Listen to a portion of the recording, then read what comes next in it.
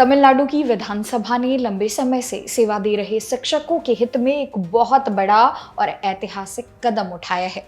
राज्य के स्कूल शिक्षा मंत्री राजमोहन ने विधानसभा में एक ऐसा प्रस्ताव पेश किया है जिसने देश भर के शिक्षकों का ध्यान अपनी ओर खींच लिया है। इस प्रस्ताव के जरिए मांग की गई है कि 23 अगस्त 2010 से पहले नियुक्त किए गए शिक्षकों को टीचर एलिजिबिलिटी टेस्ट यानी कि टेट परीक्षा से पूरी तरह और हमेशा के लिए छूट दी जाए। आज की इस वीडियो में हम विस्तार से जानेंगे कि आखिर तमिलनाडु सरकार को ये कदम क्यों उठाना पड़ा, इसके पीछे की मुख्य वजहें क्या हैं और केंद्र सरकार से क्या मांग की गई है। आइए सबसे पहले ये समझते हैं कि ये पूरा मामला है क्या और शिक्षकों के सामने असल परेशानी कहाँ आ रही है।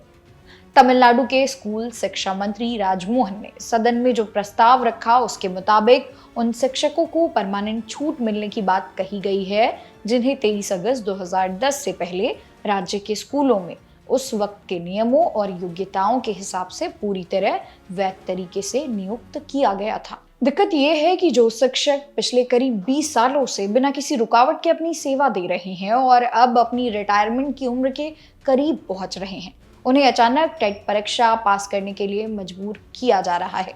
सरकार और जानकारों का मानना है कि इस उम्र में परीक्षा पास करने का दबाव बनाना सीधे तौर पर उनके आजीविका के अधिकार और मानसिक शांति पर एक बड़ा आघात है।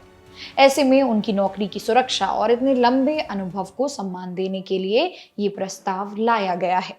अब सवाल ये उठता है कि क्या सिर्फ राज्य सरकार के चाहने से ये छूट मिल जाएगी?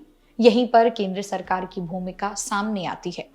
तमिलनाडु विधानसभा ने अपने प्रस्ताव में केंद्र सरकार से पुरजोर आग्रह किया है कि बच्चों को मुफ्त और अनिवार्य बाल शिक्षा का अधिकार अधिनियम 2009 यानी आरटीई एक्ट की धारा 23 में जरूरी कानूनी संशोधन किए जाएं। इसके साथ ही विधानसभा ने मांग की है कि national council for teacher education यानी एनसीटीई के माध्यम से एक ऐसा स्पष्ट और बाध्यकारी निर्देश जारी किया जाए जिससे 23 अगस्त 2010 से पहले के सभी नियुक्त शिक्षकों को देश भर में टेट से कानूनी रूप से छूट मिल सके। यानी राज्य सरकार चाहती है कि इस मामले में पुख्ता कानूनी बदलाव किए जाएं ताकि भविष्य में शिक्षकों पर किसी भी तरह की तलवार ना लटके। इस प्रस्ताव में सिर्फ टेट परीक्षा से छूट की ही बात नहीं है, बल्कि शिक्षकों के भविष्य से जुड़े दूसरे पहलुओं को भी उतनी ही मजबूती से उठाया गया है। प्रस्ताव में साफ कहा गया है कि इतने लंबे समय से निष्ठापूर्वक सेवा दे रहे शिक्षकों की नौकरी की सुरक्षा पर कोई आंच नहीं आनी चाहिए। इसके अलावा उनके प्रमोशन और दूसरे सभी रोजगार से जुड़े लाभ बिना किसी रुकावट के लगातार मिलते रहने चाहिए। विधानसभा का तर्क है कि जिन शिक्षकों ने अपने जीवन के 2 दशक शिक्षा के क्षेत्र को दे दिए हैं, उन्हें प्रशासनिक नियमों की पेचीदगियों में उलझाकर असुरक्षित महसूस कराना न्याय संगत नहीं है। राज्य सरकार ने केंद्र से यह सुनिश्चित करने को कहा है कि इन शिक्षकों के हितों की पूरी रक्षा की जाए। तो कुल मिलाकर देखा जाए तो तमिलनाडु विधानसभा का ये कदम पुराने और अनुभवी शिक्षकों के लिए एक बड़ी राहत की उम्मीद लेकर आया है। एक तरफ जहां शिक्षा की गुणवत्ता सुधारने के लिए योग्यता परीक्षाएं जरूरी हैं, वहीं दूसरी तरफ दशकों से पढ़ा रहे शिक्षकों के अनुभव और उनके योगदान को नजरअंदाज नहीं किया जा सकता।